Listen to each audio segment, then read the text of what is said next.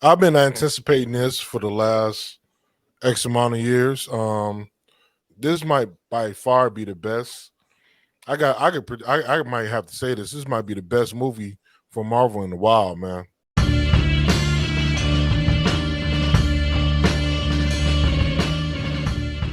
I'm heavily anticipating this Ant-Man and the Wasp, Quantumania, which is dropping February of 23. So I don't know what you before we roll the trailer for the internet. I don't know if you guys have gotten a chance to see it. This is pretty much my first time seeing it in full, and so I don't really know what to expect right now.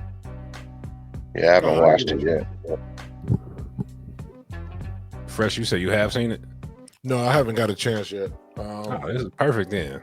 All right, well, without further ado, let's let this bad boy roll. You're an interesting man, Scott Lang. You're an Avenger. You have a daughter. But you've lost a lot of time, like me. We can help each other with that.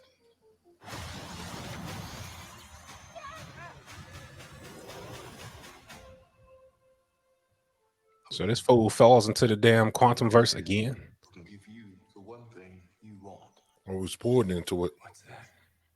Time.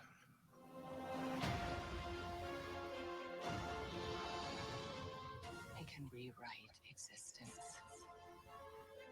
and shatter timelines. You cannot trust him. I don't care who this guy is. I wonder what made her say that. I mean, how didn't she bring none of this up? And she was basically trapped there for decades. And she was fighting for herself, right? Yeah, she made it seem like she was fighting for her life, and it was volatile. You will bring me what I need. For everything you call a life will end. What I'm gathering from this trailer, I think all that comedy stuff is gone from the Ant-Man franchise. No, it's Marvel. He's gonna have them kooky phrases, but you're dealing with a big time villain right now. And the first time we seeing him, I don't know. It was a modok. Yeah, I think that was yep.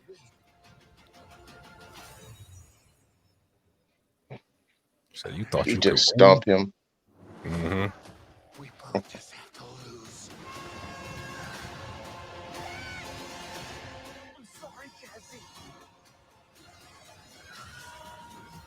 Oh yeah. All right. That's I ain't gonna lie, that was pretty dope. First thoughts, I feel like I just said, if you watch the first two Ant-Man movies, and they're quietly two of my favorites, I don't think you're gonna get that whole T.I., the vibe that was in the last two movies, where he's got his crew of cronies and they're rolling around in vans doing cool stuff.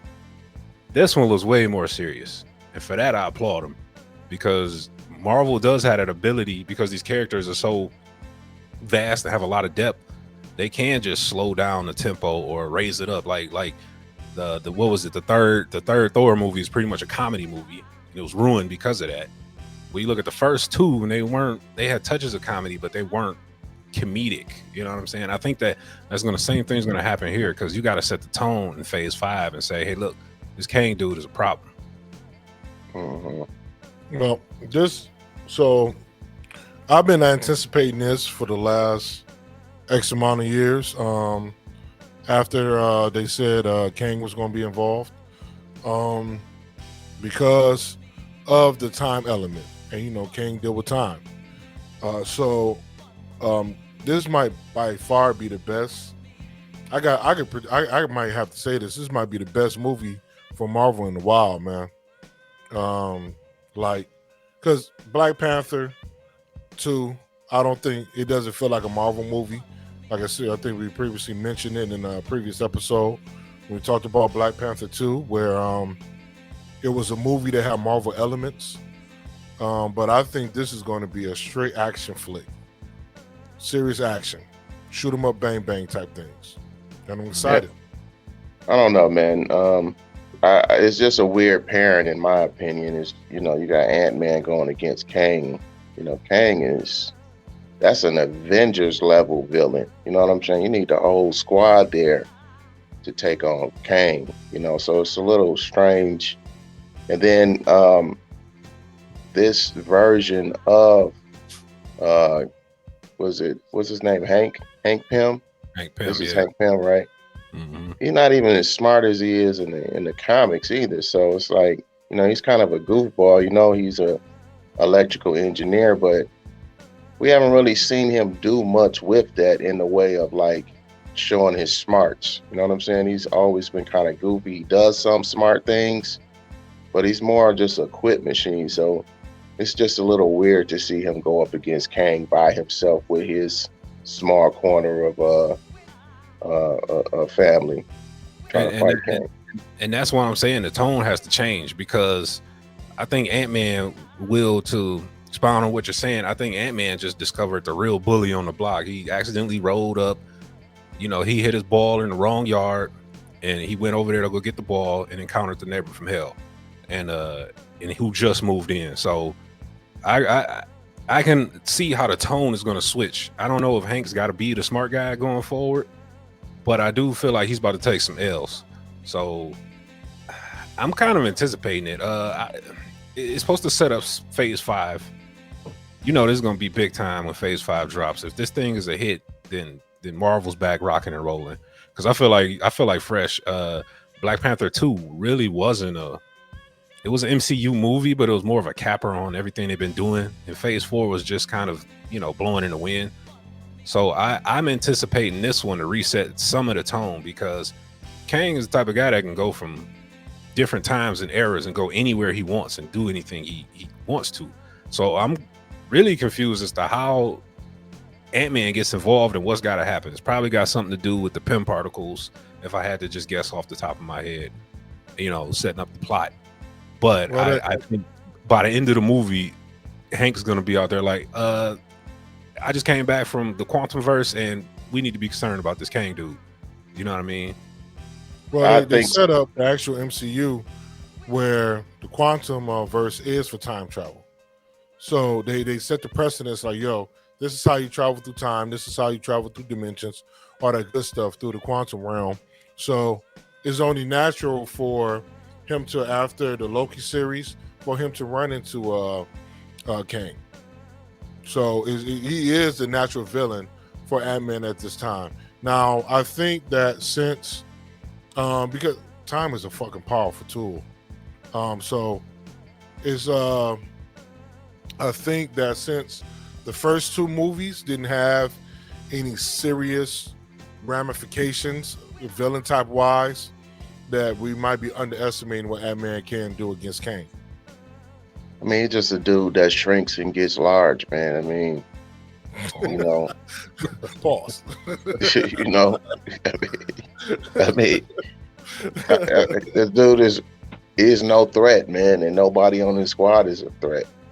As far as him making it out of this, I don't think he's gonna make it out of it, because they're in the torch passing phase, and essentially, I think his daughter is gonna become the next Ant-Man.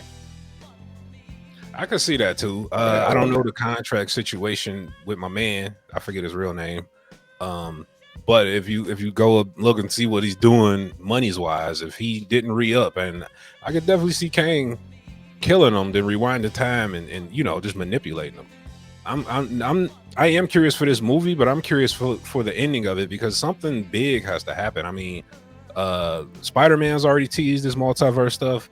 Doctor Strange is definitely teasing the multiverse stuff, and now I think we're jumping in 2 feet, right into the deep end with the total multiverse stuff. So it wouldn't surprise me if Kang did get whacked. I'm sorry, Ant-Man got whacked and we don't see him anymore, just to set the tone. And then we also have to remember that in the background, the Secret Invasion, there are already seeds being sown. I don't know how far back they're gonna go with that, but those Secret Invasions, some of these people we're looking at are Skrulls. They're not who they seem to be. Yeah, that's a forgotten element nobody's talking about, because the Skrulls they are canon. They've been floating around since the 80s apparently. So Yeah, they need to learn to let it breathe, man. They sometimes they get into much of a rush to try to tell a story, and I don't.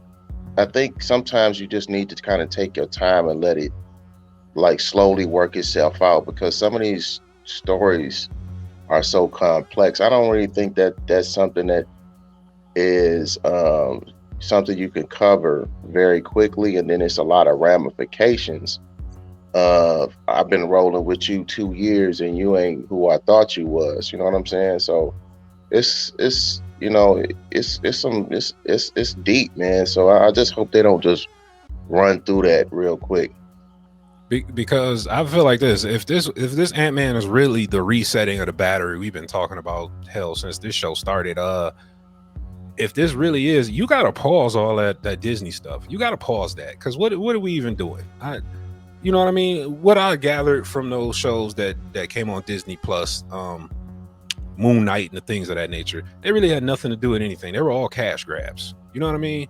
So if you're really gonna make me feel, because Marvel set the bar high with Thanos, and if they're gonna make me feel that Kang is much more of a threat than Thanos was, I don't give a damn about America Chavez and Moon Knight and all those other C-list characters.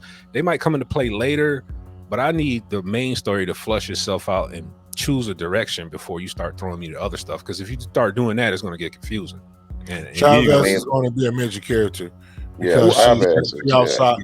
yeah, She's outside yeah, the actual multiverse. She actually doesn't. You know what I'm she's yeah. saying? She probably So can going to be. reach Mhm. she can reach Kang wherever he go to. And the thing is, I mean, there's how many Kangs out there? You know what I'm saying? So Yeah. even if Ant-Man defeats this one Kang, which I doubt, we still got countless other variations of the same dude that's coming. You know what I'm saying? because I don't. It's I think they setting up for it to be actually one Kang. Because like you think about how like in the Loki series, he wasn't called Kang. He was what He Who Remains. So hmm you know what I mean. Like in they setting it up for the multiverse.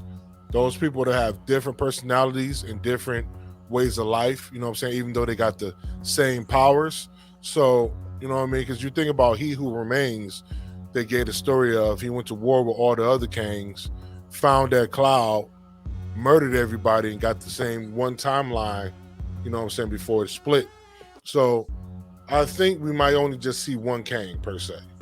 I mean, he said there are others, and they're worse than him. Now they can wrap it up very quickly, like they tend to do, and say that this Kang that we're looking at right now with Modok killed all the other Kangs, and essentially he's the worst of the worst. But I just kind of hope that they don't go that route.